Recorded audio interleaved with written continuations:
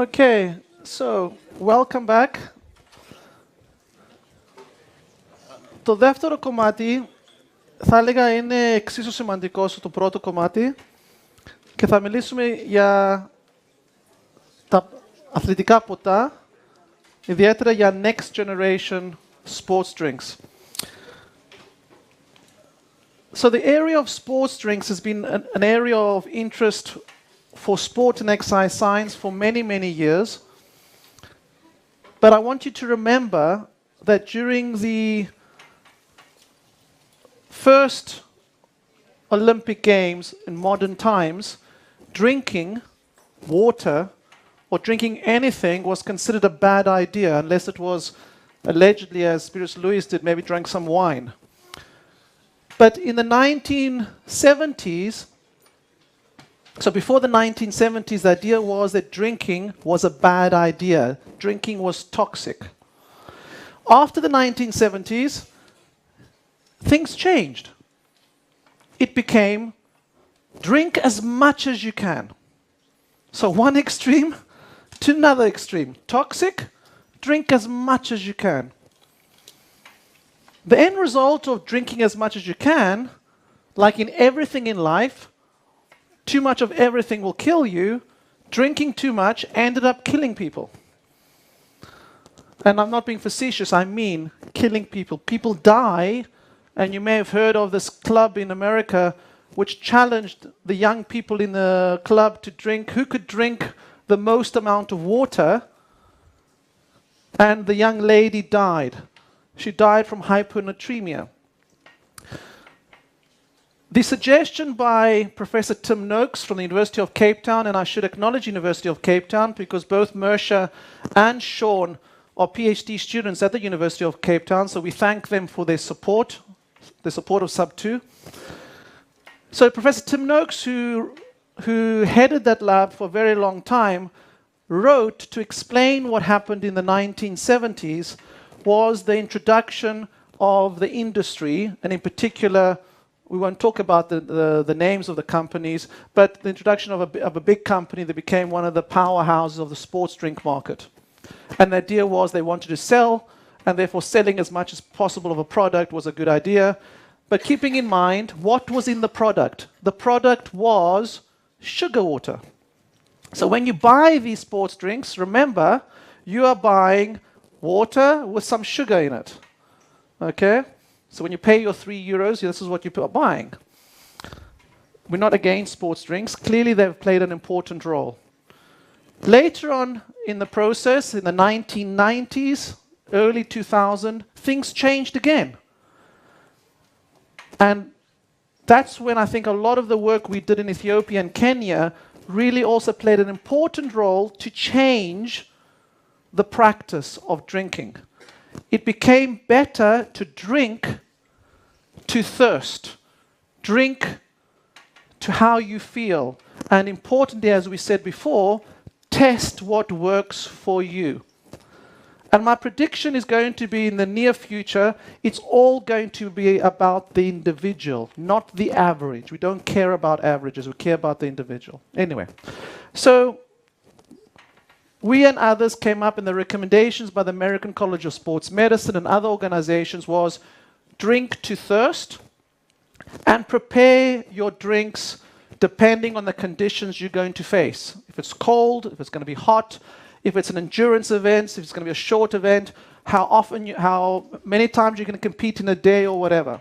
For today's presentation as a demonstration, maybe next year we can do something different, we're going to focus on the marathon.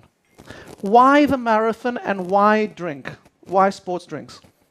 Well, in the early part of my career, when I was a PhD student, my PhD was on how could we prevent the limited amount of fuel that we have in the muscle lasting for the duration of the marathon, for example, which is 42.2 kilometers, which is too far for the fuel tank to get us to the end. So what can we do? And the idea that we did for my PhD then was also based on some animal work in rats and mice, that if you feed a rat or a mouse fat, it uses the fat very well and makes the tank last longer. It was a nice idea, but humans are not rats. And there's been a lot of literature on trying to spare the carbohydrate tank. And the carbohydrate tank, the scientific term is glycogen or glycogono. So how can we delay so that tank can get us to the end of the race, whatever your race is? But when we start thinking more about the usage of fuels, carbohydrate and fat, we also realize that maybe we were making a big mistake. Maybe we don't want to spare carbohydrate. Maybe we want to use as much as we can, as quickly as we can. It sounds like a contradiction. Why? Well, the notion is that if you're burning carbohydrate versus fat, carbohydrate is a more efficient fuel. The oxygen cost of burning carbohydrate is less than the oxygen cost of burning fat. So if you want to become economical as a runner, you can go to altitude, you can improve through training, but can you become more economical simply by changing what you're eating and drinking? That was the idea. And we thought that's a simple way we could try and apply this to the marathon running, because if we can make our runners more efficient with fuel, wow, we've achieved a big goal. And I was married to a pharmacologist who was telling me that for many, many years, and it's been known by the pharmacological industry for a long time, that a lot of drugs are encapsulated for delivery depending on where you want to deliver the drug. And ourselves and a partner company that we worked with eventually had an idea to try and create a modern next generation sports drink that was really much more clever than sugar water. Because the problem we have, another problem we have, is that the stomach and the GI system does not want to have too much sugar in that environment. So you can't take a big amount of sugar or carbohydrate in the stomach and water at the same time and do sport or run a marathon, whatever, because the stomach doesn't like that. The sensors in the GI system determines there's a lot of sugar, carbohydrate, there, a lot of concentrated fluid, and it draws water into the stomach. And the end result, and some of you must have experienced this, or if you haven't, try the experiment at home. Drink 20% or 30% carbohydrate and go for a jog. You'll get diarrhea and you'll vomit. So don't do it.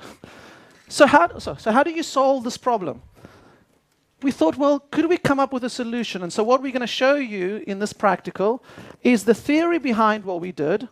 And then we have a real treat for you. We'll get you to try and actually see what happens to the drink when it hits your stomach, how it may work, and then you can even sample the drink. We are not trying to advertise the drink. Sub2, myself, we don't get a penny from this. It's just to show you the power of innovation, trying to come up with solutions to problems by thinking out of the box. So let me get started. So we were interested in the marathon, and just let me indulge for a few moments with you on the Sub2 project. Its origins are really back in 2007, but we launched the project properly in 2014 because we wanted to try and do something that was considered humanly impossible to do. A human, we were told, cannot run a marathon under 2 hours. And at the time we launched the project, people thought this crazy professor and his students trying to break the 2-hour barrier. What ridiculous notion. But this was, and we'll talk a little bit about it tonight, was and is an anti-doping project. I wanted to convince, with evidence, the coaches and the athletes that were cheating that innovation, science, medicine can be a fantastic alternative to drugs, which is really the theme of what I'm doing. And so we wanted to do something that was considered crazy, because then you can convince. That was the idea. So it became no longer when it could happen, but if it could happen, but when. And depending if you extrapolate these lines, the idea was it will happen in 2035 or happen in 2020. And as I said to you, when we launched the project, there was no belief beside our group, even our athletes, even when we launched the project with Haile Gebrselassie, I don't think he really believed it. And certainly with Kenenisa, when we were talking with Kenenisa, he didn't believe this possible. I've put on here the recent world record, which in one sense is indicative of the fact that we've already, by launching this project in 2014, have influenced the field. Because the times have got faster and actually now approaching this line here. And when we launched the project, the idea was that the 2-hour barrier would be broken by 2020. And I still believe that is possible. So just for a few seconds, let's watch the last few meters of Eliud Kipchoge's recent world record. The drink that you will be tasting, the drink that you will hear about today, is what he's actually used during that race. But please don't get the wrong impression here. He didn't break the world record because of the drink. And secondly, this is not the gray area. This is not drugs. This is not anything like that. You'll see, we'll discuss that. It's innovation. And it's not a drug innovation. So let's just watch this.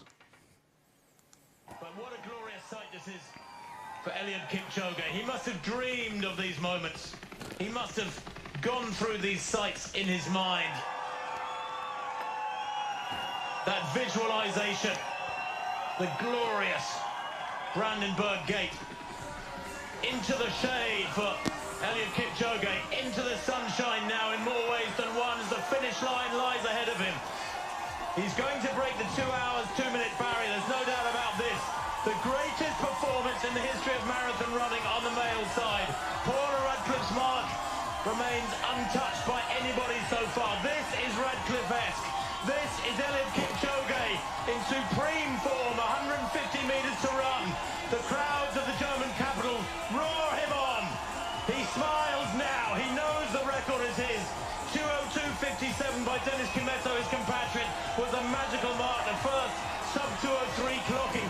This will be the first sub-2:02 clocking, and by a monstrous margin, he is going to break the world record. He comes towards the line, raises a sprint on those magical legs, and at last the world record is his. How fitting is this? The Olympic champion is the world record holder. 2:01.40, unofficially there for Eliud.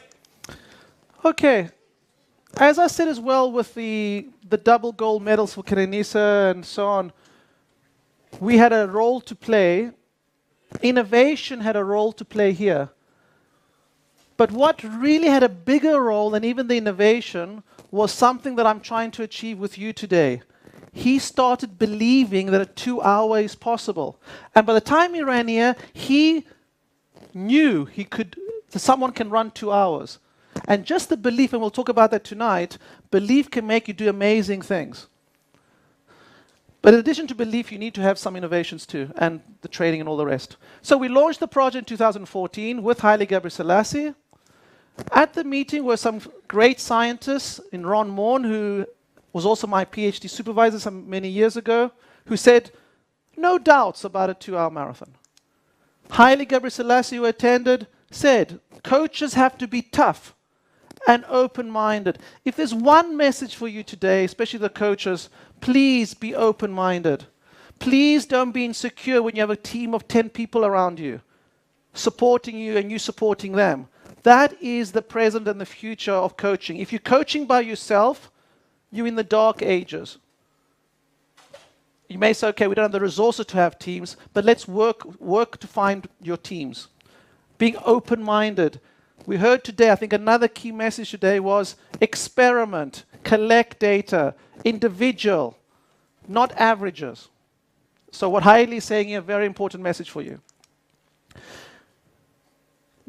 I'll come shortly back to the notion of economy and the drink, because the important bit here was, as you can hear from Andy Jones, who was the physiologist to Paula Radcliffe when she broke her world record, And the person who's also invented the beetroot juice that some of you maybe have used or heard about, the idea of using beetroot as a means of making one more economical and also being used as a treatment potential for high blood pressure.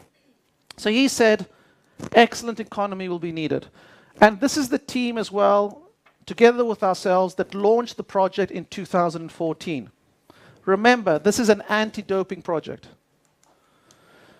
The way we put this together and the way I hope we can influence you, your projects, and if I can influence sports excellence, this is the way to design your innovations, your projects, using a collective multidisciplinary approach. Engineers, physiologists, physicians, physiotherapists, all the different types of people working together, people who sometimes have known nothing about sport, you can often get some really exciting, interesting things. Put this all together and come up with what is called deliverables, which is outcomes that on their own may not make a big difference, but when you combine 10 of these innovations, you produce a great difference. That the combination of these are far more powerful as a weapon than the most powerful of the drug methods that we know so well. That's the philosophy. And just showing you the kind of outcomes, the kind of disciplines that are important. And remember what I said early on. These innovations can improve the quality of life of the public who are not interested in sport. This is not only about sport. When we criticize the idea of sending man to the moon, one is very short-sighted. The fact that we accept the telephone, the screens we use, the pill that you saw, Sean, that I have now in my stomach. Why do you think someone invested money to make that pill? It was for astronauts. It wasn't for sport or for the firefighters. It was for astronauts. So we should not only be doing science, and this is a message for the Idrima Stavros Niarchos.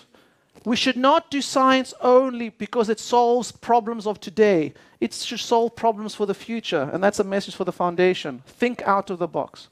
So here you see some of the scientists that were part of the project when we launched it, and for this particular part of the workshop, we're going to talk about nutrition, and then in the last part of the workshop, we're going to talk more about the bioenergetics and modeling and biomechanics. But we're going to focus very much now on nutrition. But I just want to remind you of this guy here, who was poached by Nike, who then liked the idea and stole Andy from us, and also stole some of our athletes. But that's not me being bitter, just angry. But anyway, that's a different story. We'll come back to the Nike project later on. Our budget was a few dollars. The Nike budget was 30 million. You can assess how much progress the different teams have made. But for me, it's really exciting that there's 2 teams. I hope there's going to be 20 teams in the near future. And the good thing now is that it's not a crazy idea anymore. Now it's even become the billion-dollar race. Unfortunately, I'm not making any billions to try and put back into the project yet, but hopefully we'll make some money to reinvest it into the project soon. So just briefly, before we get into the drink and how the drink was formulated, to try and get investment in this kind of innovation, don't expect people are going to come and throw money at you because you have an interesting idea. The world is much more difficult than that. You have to go out and find them. So this is my flight schedule for 2015. It's almost as bad as it is today. I'm saying it's almost true because I really didn't go all over there, but I almost did. And here, together with Jos Hermans, the manager of Kenisa Bekele and Haile Gebrselassie, who was part of the launch team, we even visited a very famous sports drink company that if you look very carefully, you'll see who it is. And we were very, very close to securing $30 million that would really have financed the whole project. And it's given away where it was, Salzburg, so you probably figured out where we are. Okay? But eventually we didn't get we weren't successful. But then the most unlikely avenue produced the money. The money came, and that's why let's interact with the media. And I think there was a message that was said yesterday. Let's interact with the media, the good media. New York Times, They also thought this was a crazy idea. So let's make a story in the New York Times about this crazy idea. Man versus the marathon. Okay? And that's me running on the Dead Sea, because and I'm going to Tel Aviv in March, because I'm still going to do this. I'm going to race a human on the water. And I will do that before I die for sure. Okay? So that's not off the target yet. We're on target to do this. But on a more serious note, that publicity and other publicity led us to come up with partners. Partners from around the world, as you can see here. And I'm going to focus on one particular partner for today, which is important, at least for this workshop, which is a company called Morton. When we launched the project, this company was a startup that had just started with an innovation developed by a triathlete. The triathlete had always noted that when he was eating his gels, or ingesting his gels when he was training and competing, his hands would get sticky, and therefore it became uncomfortable for his bike and whatever. So he purely wanted a solution for the stickiness.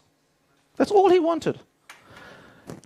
And like the example that you heard before, he was also aware of the encapsulation aspect, where you encapsulate either a drug or you can encapsulate food. Any of you like myself who love food and love Michelin-star restaurants, which I do when I can afford it, a lot of the food now is encapsulated. You make incredibly interesting foods by encapsulating food. He had the idea, so it wasn't a Sub2 project idea, it was his idea, to encapsulate fructose and glucose so that his hands wouldn't get sticky. That was the idea. And to be able to provide this carbohydrate. And that was his invention. And this is a real story, and those of you here last year would have heard the story, so I apologize for saying it again. After the publicity of all of this, I was getting thousands of emails, and I wasn't responding to them because there's too many to respond. But this company kept persevering, and don't ask me why I had my phone in my bath, but I was in my bathtub, and I picked up the phone, and this guy says, "Please, Professor Pitsoulas, can we talk?" And I said, okay, you found me in an uncomfortable position now, but anyway, tell me what you want. Thinking about the eureka moment as well from the famous experiment of Archimedes and the Archimedes principle that you all should know. The crown, the gold, you all know that, remember that. Anyway, so I said, okay, just tell me, what do you want? He told me about this encapsulation, and I didn't run through the streets of Eastbourne where I live like Archimedes did, but I did jump up saying, wow, this is amazing. Do you know what you have? He says, yes, we have a non-sticky gel that we can do some amazing things with. I said, yes, but do you really know you can have a fantastic next generation sports drink? And that's where the whole thing started. So out of crazy ideas, you get up with something that is hopefully quite interesting, and I'll share that with you today. So that work package is read very much by Andrew Bosch, who's also the supervisor of Sean and also the supervisor of Coach Mersher. So if you go onto the website of the company, and I'm not selling company here, I get no financial benefit. They do pay they've given a scholarship to Sean Suttal for his PhD. So he has a PhD scholarship, my disclaimer here. So I'm not representing the company or anything like that. But let's see what the company, the way they advertised what we've developed. The harder we push ourselves, the more energy we need. Unfortunately, our body's ability to take up carbohydrates during hard physical activity is limited, which often causes stomach problems. But that's about to change. Through an innovative use of hydrogel technology, Morton has discovered a way to avoid the problems by encapsulating the carbohydrates. A key component is natural alginate, extracted from seaweed. This dietary fiber is used to create a unique structure with the ability to carry salt and carbohydrates, such as glucose and fructose. Because the high levels of carbohydrates are encapsulated, they're easier for the stomach to tolerate and can be transported towards the intestine, where they are absorbed. The first product to be launched is Morton Drink Mix.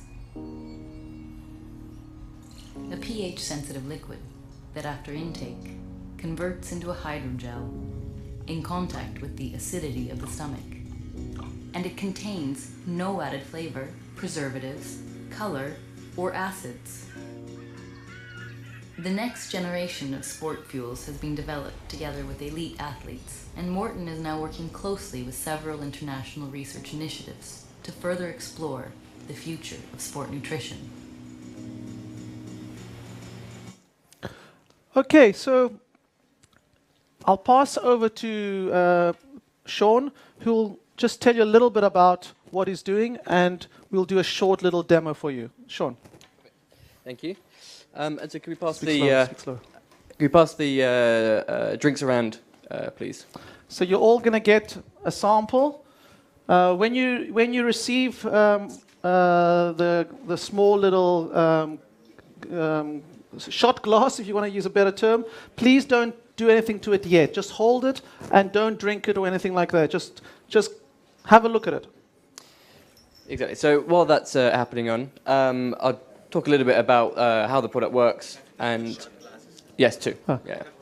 Yeah. Take 2 shot glasses. You need the 2 glasses. Don't do anything yet. And so this product is interesting and useful for us, as we described. Don't do anything yet. Sorry. Don't mix them or anything yet. We want to do it. It's okay if you have, but don't try not to mix them yet. Just wait. Ksenia is just too fast. Being an athlete or an ex-athlete, she's a little bit too fast for us. So don't mix them yet. So while that's going on, I'll describe a bit about what this product is and why it's interesting for athletes. So, as we say, the hydrogel is made of sodium alginate, and this reacts to pH. So if we mix this with a carbohydrate drink and it enters the stomach, which has a low pH, this then forms a sodium alginate pectin hydrogel. So this sugar is now encapsulated in a gel. So then when it goes into the intestine, which is where receptors are to detect the sugar present, they do not detect the sugar as it is encapsulated. And then a unique thing about the hydrogel is then in a higher pH, further up in the intestine, the hydrogel will then dissipate, and then the sugars are available for uptake. So then this means that the typically associated stomach upset you get when running, and I'm sure a lot of runners here would have had this before when you're running while having gels, and then you have to stop and give up the session. That's due to these receptors firing due to the sugar present in the intestine, which then stops the emptying of the stomach. So then by avoiding these receptors, the emptying continues, and the sugar is then available for absorption. So I can't tell you much more about the effects of this, as we're kind of researching this. And this is brand new, so it's only 1 year since it's been launched. The information we're getting and the current studies we're completing suggests that this emptying and the theory behind enhanced emptying rates is true. We'll show you the data just later on. And further work is needed to see actually the effect on performance of this. But for sure, it definitely helps with stomach problems and preventing athletes who have stomach problems from experiencing these. So with your 2 glasses, you should have one which is lemon juice, and we have one clear liquid, which is the sports drink. So with the spoon, you can see the drink is just any drink, is essentially just sugar water, and this contains a sodium alginate within it. Tell them what percentage it is. So this is 50%. So if you were to consume this in larger volumes while running, you'd throw up straight away. Don't worry, it won't make you throw up. Remember, 15%, okay, compared to a typical sports drink, which is normally about 7%. So a 15% here, you've got double the amount of a typical sports drink that, as you heard from Sean, if you drank it and ran, you'd get sick, okay? But that's what we want if you want to burn carbohydrate solely, okay? So carry on. And so what I'd like you to do, can we switch? Yep. Is take this lime juice or lemon juice, which is acid, so it's in your stomach acid, and then pour it slowly into the drink. So this is simulating what would happen within your stomach.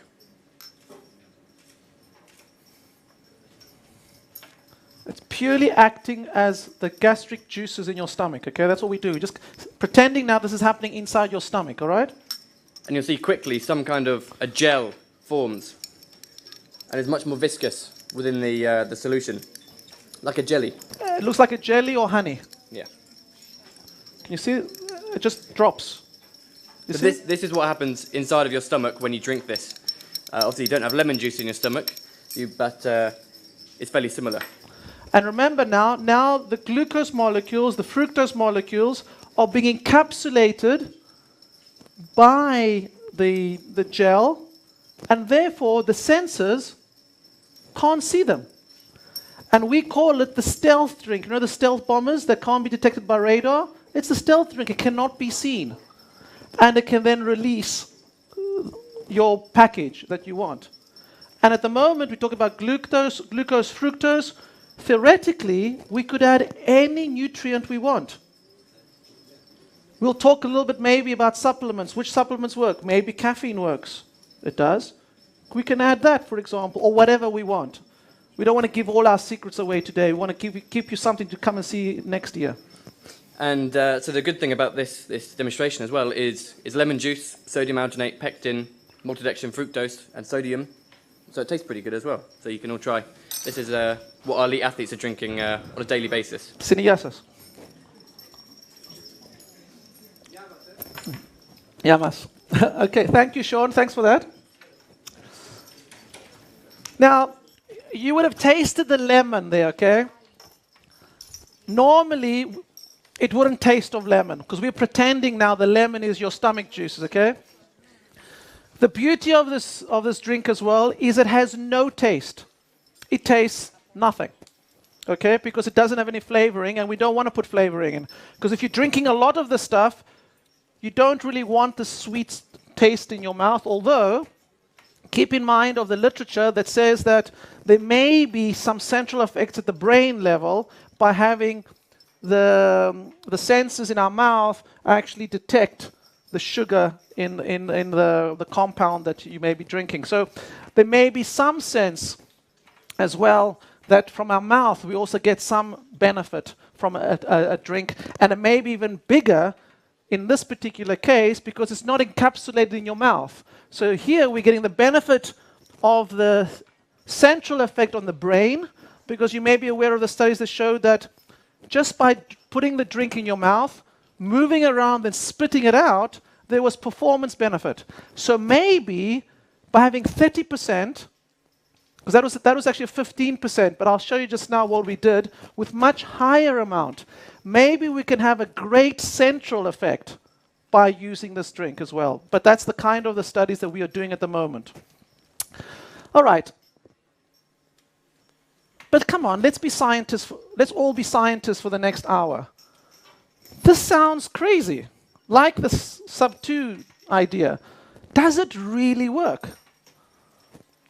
Sean suggested there, gave some reasons why he thinks it works, but he was also being a good scientist there because he said the only thing that is 100% sure, and the only thing we are 100% sure is that if you're a person who has a sensitive stomach, and when you drink, you don't feel well, you get GI problems, and I'm not going to mention the name of the athlete, but there's a winner.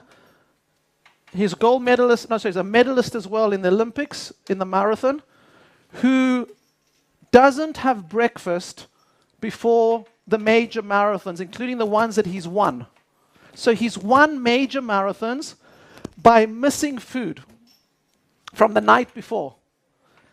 Imagine if he knew about this drink at the time, or even now, what he could do if he had breakfast. Because we know after a night's sleep, your tank is partly empty.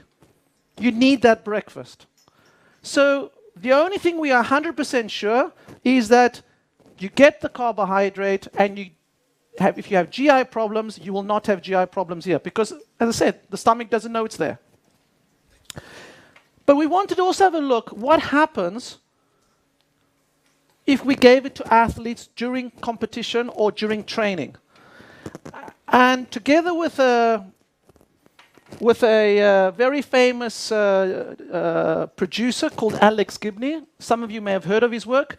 He's an Academy Award director. He was fascinated by the warfare between myself and the most famous shoe company in the world, which name will remain unnamed. and he wanted to document this war between us. And he came out to Kenya to see what we were doing. And at that time, we were doing the first experiment to test, and you're not going to hear wrong here, this is the number, to test a 30% carbohydrate drink, 30%, which is manifold greater than anything else that had ever been used. But remember, more isn't always better. But what happens if we gave 30% during a training session? As it happened, and by the way, think of the previous session, we talked about altitude training, and also my comment about coffee. That most likely the coffee we're drinking is from here, and most likely this could be this is actually the tea plantations here, okay, in the Nandi Hills of Kenya, where we do a lot of our training. And for the athletes in the audience, or those who want to send athletes, I can't imagine a better place to train than this. Not too high, at least for a first visit. About 2,200, 2,300, but less than that. But a beautiful place to train. And this is where we wanted to test the drink.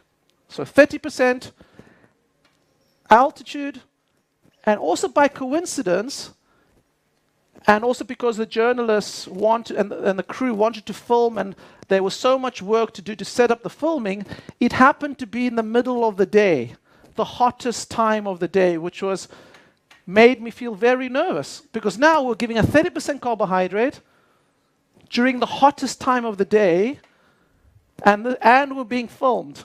I mean, you can't think of a worse scenario than having those three combinations. So if you hear my voice being strange, it's because I was very, very concerned. Watch what happened.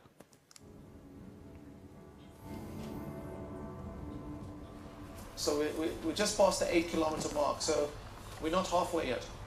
We started off with about 20 runners. Now in the pack we have about 15 of them, so we've lost about 5. With any long-distance run, there's a race within a race. How do you deliver enough carbohydrates, which the body converts to energy, to keep a runner performing at top speed for as long as possible? We're witnessing an experiment that's never been done before. Instead of having the typical Gatorade sports drink, which is one of the top drinks up until now, today we're providing for the first time a 30% carbohydrate drink.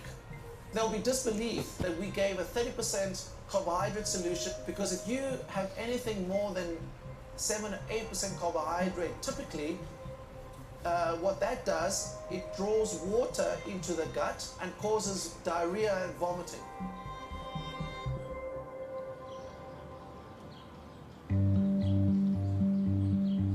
Giannis wants to distill the feeding of marathon runners into a scientific equation.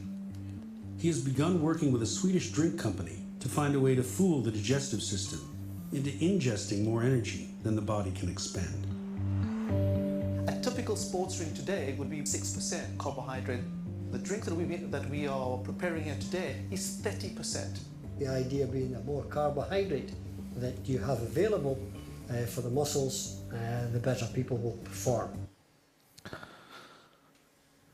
So you saw the experiment in terms of in the field. We gave 30%. You can go online and you can hopefully see the whole movie as to exactly what happened and all the rest. I don't want to waste too much time. But the athletes performed incredibly well. There were no issues, no GI problems, and all the athletes, every single one of them, commented that they were able to perform at a very high level on the day, also because of the drink. It certainly helped them. But for me, that's not enough evidence. We want more evidence. Also, these athletes were running in a training session that mattered, but it wasn't a race. What you want to know is what happens during a race situation. And actually, there's a message for you today, and also a message for the organizers here, is we have to get the laboratory out into the field, into competition. And that's what we did next. Here we see Kenenisa Bekele in the Berlin Marathon, trying an earlier version of the innovation, which was, in this case here, around about a 14% carbohydrate drink. We had done a lot of experimentation together with the team, with Mersha, with Sean out in Ethiopia. We had tested this a lot, and we were confident that for our athlete, it worked very well during training. But training is training, competition is competition. What would happen during competition? And I will show you in the next short video clip what happened, and it was one of the most terrifying days of my life, but also one of the most rewarding for myself and the team. Watch what happened. Welcome to Berlin, Germany's capital city. The route of the marathon once again. Very, very competitive men's race. Wilson Kipsang, the former world record holder, determined to get it back. And Kenenisa Bekele, the greatest distance runner in history, perhaps, running here in the marathon today. I've loved the way that Bekele has gradually stalked Kipsang over this last 3 or 4 minutes, closed him down. Berlin in 2016, we tried a 14% sports drink. Into the race, he was dropped by Wilson Kipsang at about 30 kilometers or so. I focused on my pace, and when he went away, I knew that I can catch him, They are side by side now, battling it out. Who is going to prevail at the end of this? Watching the faces of the managers and others, the face changed when they actually saw what Kenenisa was doing. And all of a sudden, the penny dropped. And there's Jos Hermans on the side giving a bit of drink to his athlete. After 35, when he actually took on the 14% carbohydrate drink, he felt this incredible amount of energy.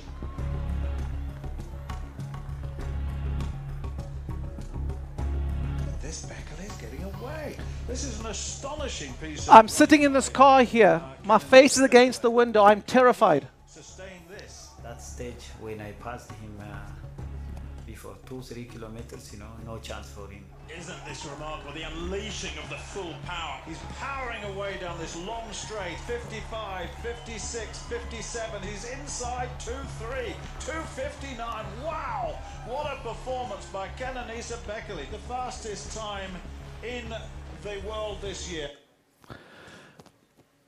What you may not know is that that clock was wrong, and amongst other things as well, there was a possibility, Mersha, that we could have broken the world record on that day. We missed it by a number of different reasons, okay? But anyway, also what's quite interesting about that, when the athlete was being dropped, the manager, who was also following on the motorbike, came to the vehicle, the white vehicle you saw, and knocked on my window. And he starts shouting at me, saying, "Yannis, your stupid experiment, your stupid sugar drink, too much sugar is destroying the athlete, he's cramping, blah, blah, blah." What do you do? Athletes have only a few marathons in their lives. He was well prepared. Mersha prepared him well. This experiment was going wrong. I called Sean, who was in the tent with the team. "Sean, what's going on?" His response, "Yannis, no problem. He's looking worried. He's a bit worried only because he couldn't get to the drink. There's no problem." And the fact that he was being dropped at that point was because, I don't know if you noticed, he was wearing the new, at that point, Mayfly Nike shoe, which he had received only a few days before the competition, with the carbon fiber plate, which will be part of the next session. And it changed the way he was running. So it was actually causing him hamstring problems, because you shouldn't wear a new shoe with a carbon fiber plate in it that acts as a spring. First time almost in a race, although he had experimented a little bit before, but not enough. And because he's the most intelligent marathon runner I've ever met, he solved his hamstring problem. How? If you watch the race, by stretching. He's running and he's stretching. And people are saying, what is he doing? Why is he doing like that with his arms? He was trying to stretch because he spent a lot of time with our sub-2 physiotherapist, knows how to control his body very well, and managed to overcome the hamstring problem. And then he just took off, and the rest was history. The other interesting thing from the story is a little bit of knowledge is dangerous knowledge. Because after this race and in the months that came after, we were hoping that a lot of the athletes, a lot of the athlete managers, a lot of the different race managers would want to interact with Sub2 and support the project because all these innovations require investment. But no, they thought, we don't need the scientists, we don't need the team, we will do it ourselves. So one of the top athletes, I won't mention the name, took the innovation, went to competition, didn't make up the drink like you just done perfectly, and what happened? Halfway through the race, bends over and vomits it all out because they didn't do it properly. Again, a little bit of knowledge can be dangerous knowledge. So, if you are going to use any of these things, please do it in a way that is informed. So this is the team at the end of that race. One of the proudest moments of our team, and you can see how the smiles are really huge on everyone's face. And what's interesting about this company, some of the company members are here, is that their company, the startup, is being used as an example for a prominent business school in the US of how to go from an idea to a company that's selling a product in under a year. The power of sport, the power to change. So don't ridicule the sport industry. It's a billion, if not $1 trillion industry. Let's work together. Unfortunately, money makes the world go round. For us, the philosophy of Sub2 is not only about anti-doping, although anti-doping is the prime reason we exist. It's for sharing the knowledge with everybody. So the philosophy is we innovate, and we, in the spirit of the universality of sport, to provide our innovations for everybody. Because if we don't provide our innovations for everybody, one could argue it is a form of institutionalized or whatever doping in one sense. We have to provide this for everyone. And that's also why, if we look carefully at the IAAF rules in terms of shoes, and we'll talk about that in the next practical, it's important that shoes or any innovation is available for everybody equally. So everything we're doing, we try and publish. Here's a paper written by Sean and the team on sports drinks on the edge of the new era. If you can't find it, let me know. I'm happy to send it to you. And we're under a lot of, we're working very, very hard. Sean is working very hard together with my other students in the laboratory. And by the end of the year, we'll finish 2 big experiments that Sean will briefly, in the next few minutes, talk about when I put up the slides shortly. So, as I said to you, in the universality of sport, and this is not an advertising, the first mix came out, the second mix came out, and a third one was to be announced in 2017. The third one was going to be the Sub2 version.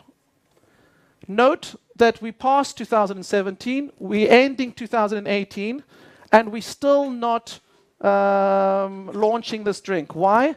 Because we still don't have evidence that it works. Despite all of this, it could be that Kenenisa won the race despite a drink. So we need to be sure before we put our name to anything that it actually does work. But the point of this presentation was to show how to innovate and innovate and innovate. Just for an interesting note, Mo Farah has bought shares into this company, so even athletes want to invest in good ideas. So I'll call up Sean just for 5 minutes, just to end off, who will tell you what he's doing in the next few weeks to complete that aspect. Microphone. Yeah. The slides. Yeah. Yes, sir. Okay. Yes. So.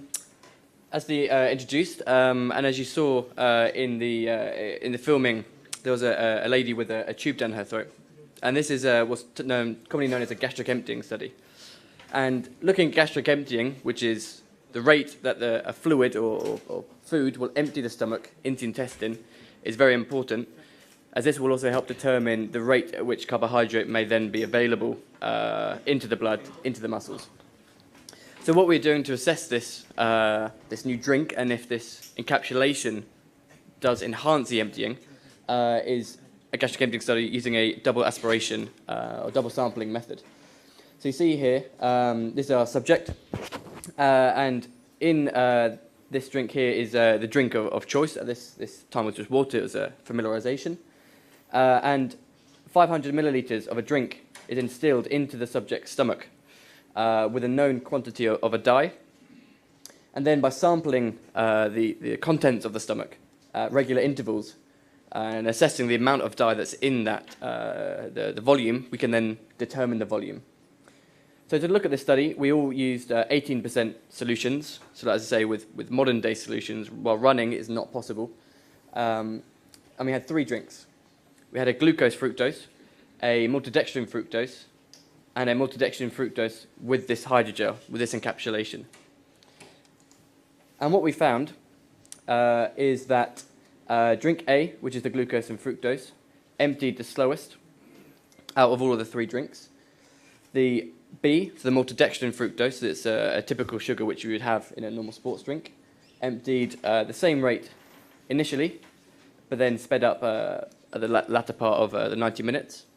And then the important one is the hydrogel, so the encapsulated version, empties significantly quicker, this line here, significantly quicker over this first hour, suggesting that there is not the inhibition of the gastric emptying from the receptors. And similarly, we had another drink, which is a 14%, so less sugar in the hydrogel. And we see this initial part here is very similar between the 2 drinks, so it seems that the sugar differences made very little difference when it's all encapsulated. There are some differences here, however, looking at the size of the error bars, it's unlikely that's actually any major effect. So, in conclusion of this data, suggests that this encapsulation significantly enhances the initial emptying rate, possibly suggesting that this avoiding the receptors in the intestine is working. And so now we've finished the study. This data, so I should say, this data is based on an N of 4, sorry. We have finished an N of 8, and the graphs look very similar. There's slight differences, but the theme between N of 4 and N of 8 is the same. So now we're moving on to another running study. And during this study is what's called a tracer study. So in this, we're providing drinks at regular intervals every 15 minutes. And within these drinks, we add what's known as a tracer. So that's a labeled carbon, which is different to normal carbon that you'd normally get in a drink. And by ingesting this drink over time while exercising at a fixed rate, we can then determine from breath samples how much of that drink is actually being used in the muscle, with the idea the more of the drink you can use in the muscle, the better. So in this study, as you can see, we're taking breath samples throughout, taking blood samples throughout, drinks throughout, and questionnaires regarding gut comfort and how comfortable they are. The drinks we're using is a water, so just a standard baseline, 70 grams an hour of a normal drink, so it's a drink as you could buy, a 70 gram an hour including a hydrogel, and then a very high amount of sugar, which is 180 grams with a hydrogel. And put it in context, this 180 grams is about 26%, so it's much, much higher than you could possibly tolerate during a running. So if this was not with a hydrogel, the athlete would 100% throw up on the treadmill. So the data on this is not available yet. We're still running through this study, and we hope to finish a significant portion by Christmas, and then by January, February should be the final subjects. So keep your eyes out and peeled on the publications. This should hopefully come out soon next year. Thank you, Sean. Thank you very much. And just to say that we've been invited to this very important event that happens every year, the International Sport and Exercise Nutrition Conference 2018 in Newcastle in December, where we'll be presenting the data from all the studies that you've just heard. So we try and make everything we do evidence-based and available in the scientific literature as soon as possible. And that's more for the academics in the room. And at that point, I'll stop this part of the practical or the lecture on this and open to questions. And I'm told by the organizer we have at least 5 minutes of questions, should there be any questions. Yes, if you basically put your hand up, when you get the microphone, just please introduce yourselves so we know who you are, or at least I know who you are. So there's a question here. Okay. Καλησπέρα.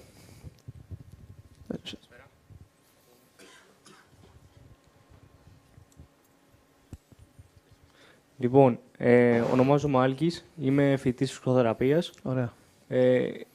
Πρώην αθλητής σε ένα extreme sport τέλος πάντων. πολύ ακραίο.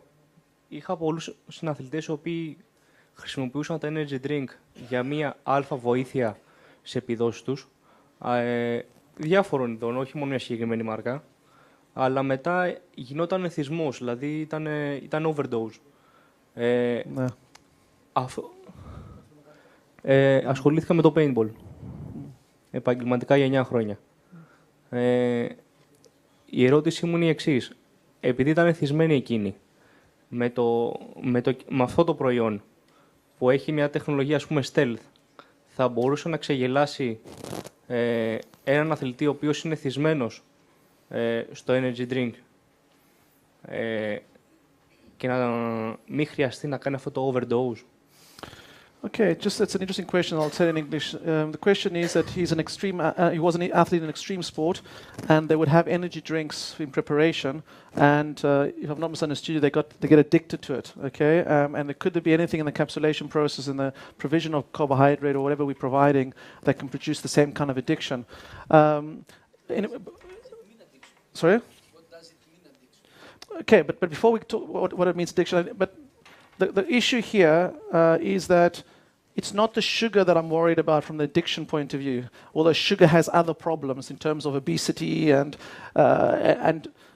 I know from living in Greece and visiting my parents in hospital when they were unwell, people visit them and bring them Lucozade. It's like the normal Greek thing to do, which makes no sense to me whatsoever, and the problems of sugar drinks. But the sugar worries me less in terms of maybe your question. It's more the other substances that are offered in some of the energy drinks which can cause addiction, so it's more the kind of other, let's call them stimulant, that could actually create a form of addiction of some sort. But it depends how you define addiction. So in terms of our drink, though, given the fact it's glucose and fructose, it's not really an issue.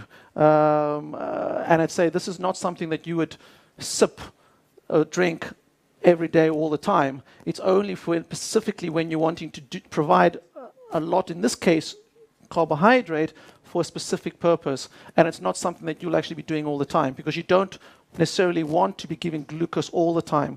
For example, I won't go off topic too much, but talking about periodization in terms of training. There's also very much interest in periodization in terms of sports nutrition. It could be, there's at least some groups, and I think maybe even here in Greece, they're working here on this, on trying to go from high carbohydrate to actually low carbohydrate diets to try and influence fat utilization in terms of producing kind of mitochondrial benefits within the energy system of the muscle. So it's not really an issue in this case, although I fully agree with you. And as a member of the International Olympic Committee Medical and Scientific Commission, we are very concerned of the damage that the energy drink industry is doing in general. So we have to be very, very careful and make sure that we are very clear on the statements of what a product does or what an innovation does, so it's not actually abused. Okay. Και μία ακόμα ερώτηση. Ναι. Είδαμε ότι το gel δίνεται και σε αθλητές κατόπιν αγώνα, ας πούμε. Δηλαδή θα μπορούσε να δοθεί. Κάποιο άλλο energy drink δεν θα μπορούσε, γιατί θα έχει παρενέργειες.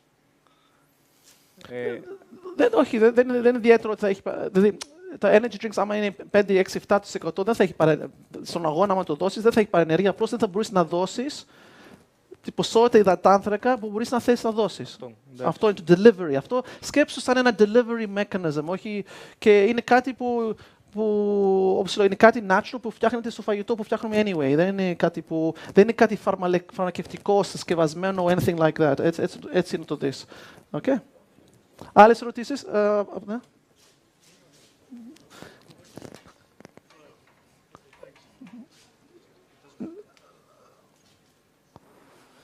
No. No. Okay, yes. So we've heard a lot. My name is Lazarus. I'm an athlete. I'm not a coach. My field is in fire safety, but that's fantastic. That's a different thing. Now. Yes. Okay. You'll be interested in the next demonstration in particular. I'm interested in the pill you have in your stomach as well. Actually, to be honest. Yes. What's my temperature? Carry on. Yes. So my question is, we heard a lot about carbohydrate being used as a fuel. My guess is that for these elite athletes, fat utilization is not that high and is not an important factor. For mere mortals, like a lot of people, probably fat utilization is very important, but for these elite people, it's not, I guess. If you asked me that question 15 years ago, I would have given you probably a different answer to the answer I'm going to give you now. And it also relates a little bit with the previous question in terms of sugar. And let me start by answering with a nice anecdote. And those of you who've gone to Kenya will have experienced that. If you visit a Kenyan, especially in these regions where the athletes train, they will, to greet you, they will serve you tea from the tea plantations. But as soon as you put it in your mouth, you'll get a shock. The shock is the amount of sugar contained in it. And we've analyzed it in a paper by a Greek PhD student, Lukas Beis, who's now based here in Athens. For his PhD, we tested this and looked at the diet. And 20% of the diet of the Kenyan athlete diet, or even the general population in that region, was refined sugar. And then they eat all the Kenyan foods that are high in carbohydrate. And the diet was basically, and the sports nutritionist people in the room here will know that you want to give between 8 and 12 grams of carbohydrate per kilogram body mass. These Kenyans were all having more than 8 or 10 or 12 sometimes. So they're eating solely carbohydrate, a lot of sugar. Do they have type 2 diabetes? Zero. What happens though, a lot of the athletes become politicians. What happens to politicians around the world? Yeah, okay. And then they have type 2 diabetes. So it's not the sugar that's dangerous. It's like, but coming back to the fat bit, because they're having so much carbohydrate, and from what I showed you today, and we can sit and discuss the bioenergetics of this, it seems advantageous to burn carbohydrate. But the rest of the time when they're doing the easy runs and whatever, and tonight we'll talk with Moshe about the kind of training they do. They do the hard training we spoke about before, maybe bone breaking or whatever, the interval training. But in the morning in Kenya, 5 in the morning, they go for an easy run that even I can do for the first kilometers.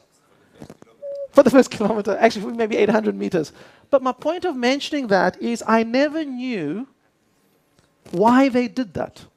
Why, after hard training the night before, do you wake up at 5 o'clock in the morning and go for a run that is easy? What was the point of that? It's not easy. It can be easy, though. It's at least easier. Okay, but my point is, why do they do that? Then 2 hours later, they'll go into an interval training session. And what could be happening is what you're saying here, is that at a lower intensity, I'm going to speed up, they utilize a lot of fat, and therefore they could be enhancing the mitochondrial content.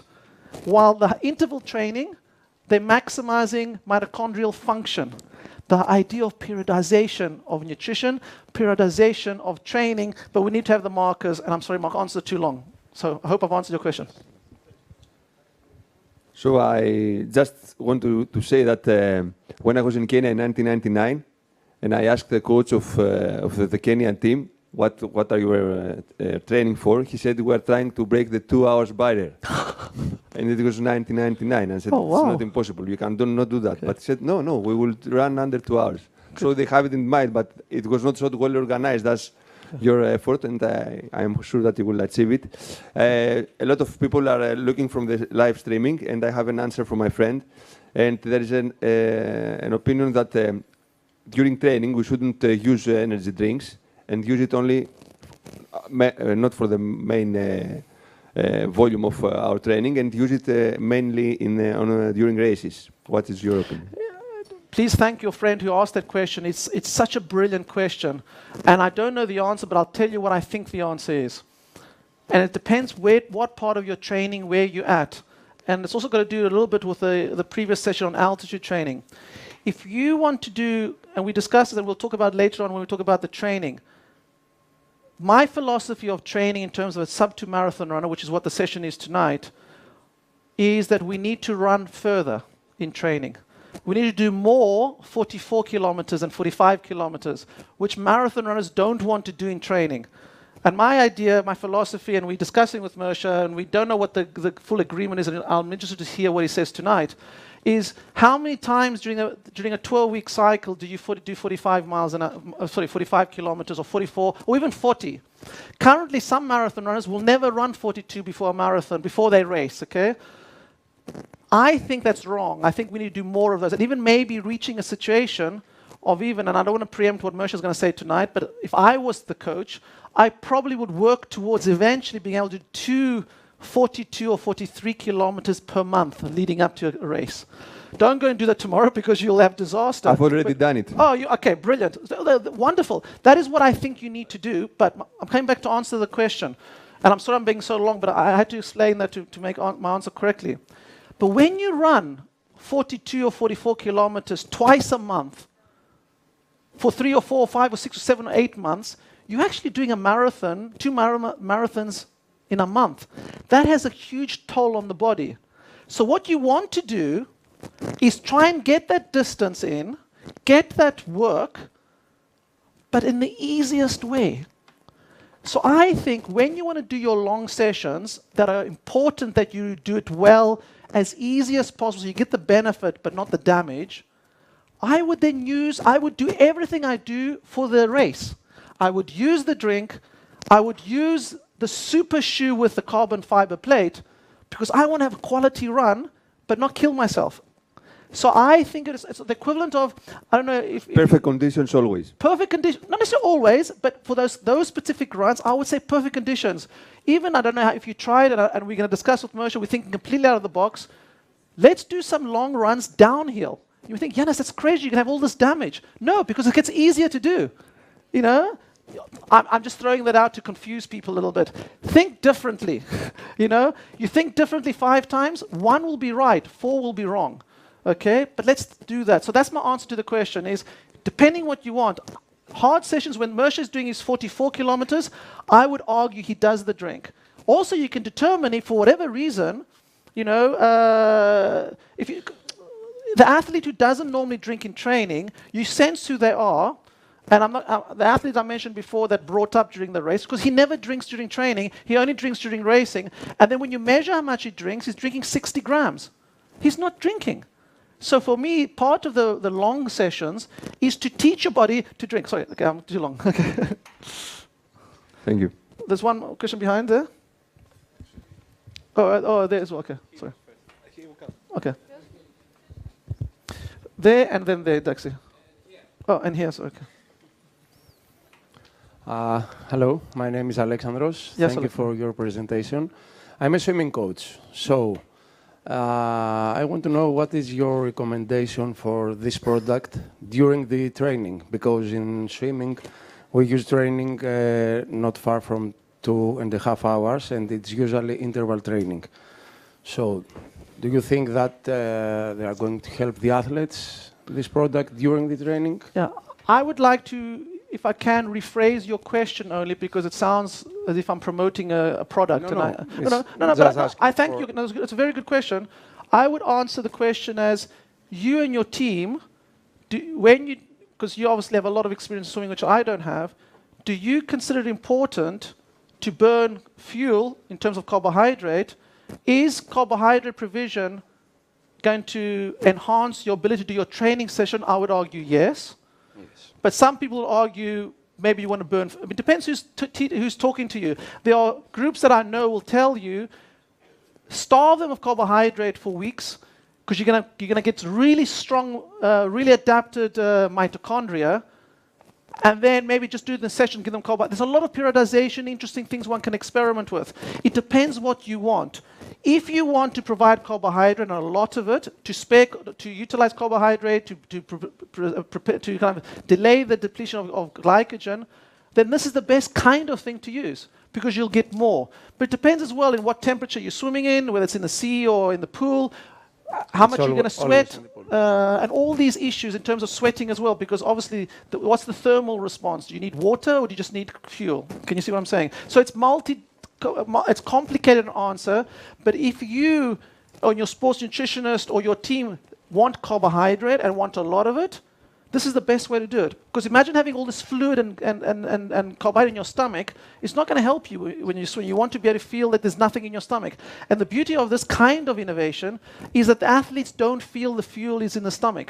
Although you saw it in the glass and it looked like jelly and you think, oh my God, this is going to feel uncomfortable, the athlete doesn't feel it in the stomach. 2 more questions and we must stop. There's one there and one there. Only because I'll be told that the floor will open and I'll go through just now. Oh, there's one there. Okay. Okay. Yeah. Sorry. Yes. Okay. Yeah. Okay. Further to your experience from the Sub-2 project, I wanted to ask you what is the best protocol for fueling just a few hours before the race? For example, do you run on empty stomach? No. Do you have a small breakfast just a few hours? Do you use this innovative product? Did, for example, Kenenisa in Berlin Marathon use it before or just in the race? Very quickly because of time. Whatever you do during racing, you should do it during the hard training sessions. Nothing different, okay?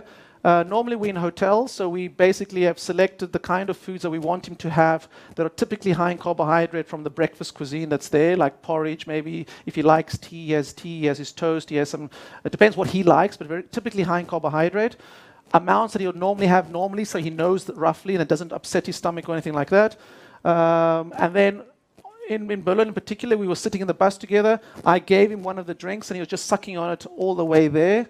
They arrive normally about an hour beforehand. In that hour beforehand, you know, he may suck a little bit more of the drink. I'm not too bothered, but certainly let me focus very much in anything that's going to last an hour or more, or, you know, you've got to provide fuel beforehand. It's very important. Don't go with an empty stomach. Okay? Last question, I'm sorry because of time. Στην ιστοσελίδα της εταιρείας έχει ένα τζελ και 2 ενεργειακά ποτά. Αυτά είναι όλα ίδια σε ενέργεια ή διαφέρουν αναλόγω για κάποιο τρόπο και πώς και γιατί? Ναι, διαφέρουν. Όπως σας έδειξα, το ένα drink, το πρώτο που βγήκε ήταν το 14% που είχαμε στο Berlin. Το δεύτερο είναι περίπου 17%, okay, περισσότερο υδατάνθρακα. Και τα gels δεν γνωρίζω, δεν έχω σχέση με τα gels. Αλλά καταγράφονται πάνω στη σελίδα τι ακριβώς έχω, δεν τα γνωρίζω περισσότερα. Τι να επιλέξεις, κατάλαβα. Αναλόγως τι θες να καταφέρεις. Αν έχεις αθλητή που έχει πρόβλημα με το στομάχι, δηλαδή για μένα, και θες απλώς να έχεις ένα ποτό εξίσου σαν Lucozade, Gatorade, ό,τι υπάρχει στην κοινωνία έξω να αγοράσεις, πάρει κάτι τέτοιο γιατί δεν θα δημιουργήσεις πρόβλημα στο μάχη. Άμα θέλεις, όπως μιλήσαμε πριν, περισσότερους υδατάνθρακες, πάρει το άλλο που έχει περισσότερους υδατάνθρακες. Αναλόγως τι χρειάζεσαι, για ποιο λόγο. Αλλά μην πάτε και, το ακούσαμε σήμερα το Sub-2, πάμε να το αγοράσουμε αύριο. Έτσι, όχι. Δηλαδή, όλα έχουν να σκεφτείτε γιατί το κάνω, άμα το χρειάζομαι και, όπως είπαμε νωρίτερα, εξέτασέ το. Οκ. Ναι. Οκ. Να πείτε για... 5-minute break, ένα 5 λεπτό διάλειμμα. Ναι. Δεν θέλω, βασικά μην χρειάζεται να σηκώνεστε κιόλας, εκτός αν είναι κάτι που θέλετε να λέτε. Είναι καλό να είναι κρίμα. Γιατί... It's long. Would like a break? Νομίζω ότι χρειαζόστε και εσείς break, όχι μόνο αυτό, γιατί το επόμενο κομμάτι είναι πολύ έντονο και δεν θα θέλω να φύγετε μετά. Λοιπόν, αν καθόσαστε 3 ώρες θα σας δημιουργήσω και πρόβλημα με τα lipid σας. Θα κάνουμε διάλειμμα, απλά να σας πω ότι το επόμενο session έχει workshop το οποίο θα παίζει και εδώ πέρα στο διάδρομο. Και ταυτόχρονα στο κανάλι γύρω-γύρω ένας δρομέας. Ο ίδιος δρομέας θα βγαίνει από μέσα, θα πηγαίνει έξω και θα ξανάρχεται μέσα έξω. Δεν χρειάζεται να ακολουθείτε το έξω. Το έξω θα το βλέπουμε με ηλεκτρονικά μέσα. Δεν εννοώ συνέχεια live stream την κάμερα του δρομέα. Θα έχουμε άλλα μέσα που θα βλέπετε, θα το καταλάβετε σε λίγο. Και ο δρομέας θα υπάρχει κάμερα όπου και αυτή θα την πετάξουμε πάνω στην οθόνη. Οπότε γενικά την οθόνη θέλετε να βλέπετε. Αν θέλετε να είστε πιο κοντά στο δρομέα, απλά για να τον βλέπετε το δρομέα. Ναι. Δηλαδή, δεν χρειάζεται να πάμε να πνίξουμε το δρομέα που θα είναι εκεί πέρα που θα τρέχει. Ναι, αυτό είναι το πιο εντυπωσιακό της ημέρας. Δηλαδή, κάνουμε τεχνολογία αυτή τη στιγμή. Όλα αυτά τα σήματα, 4 σήματα, θα παίξουν στην οθόνη την πάνω. Οπότε, κάνουμε ένα 10 λεπτό διάλειμμα. Γυρνάμε στις θέσεις μας. Παρακαλώ, μην πνίξουμε τη γωνία που θα είναι ο δρομέας. Θα το βλέπουμε και στην οθόνη. Ναι.